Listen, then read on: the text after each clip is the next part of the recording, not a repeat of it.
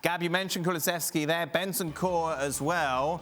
Reporters be on their way to Spurs. Are both of these going to get done?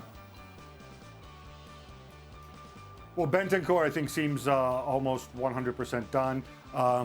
The Kulusevski one, the deal is in place. He has left Juve. He said goodbye to Juve, which suggests that, unless they discover something in the next hours, will be done.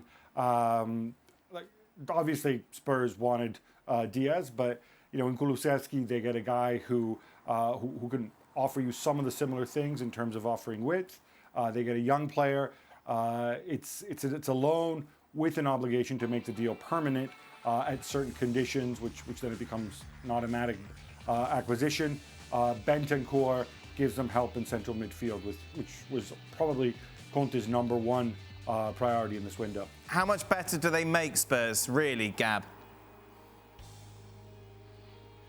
Look, I think you can debate some of the numbers and how much these players cost.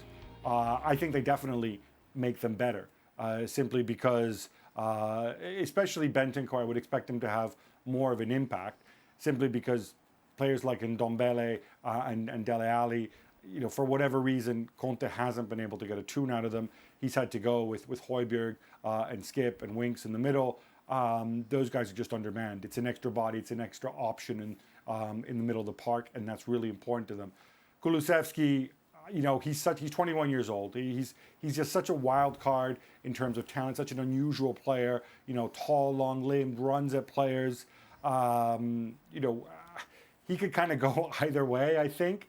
But he is very different from what they already have there. And obviously, Fabio Paratici, Spurs director of football, signed both of these players, just as he signed Christian Romero, when he was Juventus' director of football. So he's very familiar with them and what he can bring.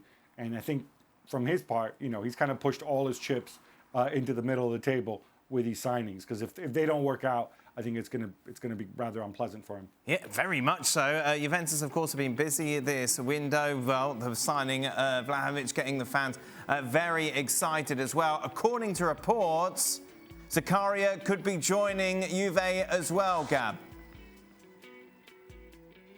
Yeah, the deal's about done. 5 million euros plus up to another 3 million euros in bonuses. The reason that fee is so low is that he was 6 months away from free agency. So what Juventus are basically doing, let's take him now for Gladbach, given the season they're having. I guess the feeling was he wasn't really going to move the needle one way or another. They get some money in rather than losing him for free.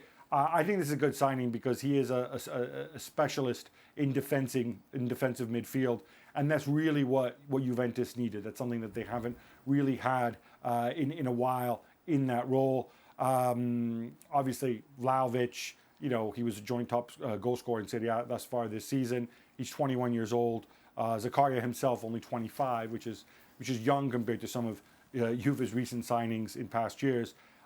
Between this and the players moving out, I think Juve have had, on paper at least, really a tremendous transfer window. And again, a bit like Liverpool with Mane and Salah, this gives them leverage over Alvaro Morata, whose loan deal comes to an end at the end of this season. They can make it permanent for 35 million, but they will have already spent 20 million in loan fees. So obviously there's an incentive to do that. And also Paulo Dybala, who becomes a free agent. Now they're taking a step back and saying, you know what, maybe we don't need to re-sign you at all costs. Meanwhile, transfer window means more drama for Barcelona, and that seems set to continue, Jules. Thank you very much for watching ESPN FC on YouTube. For more highlights, analysis, and exclusive content, be sure to subscribe.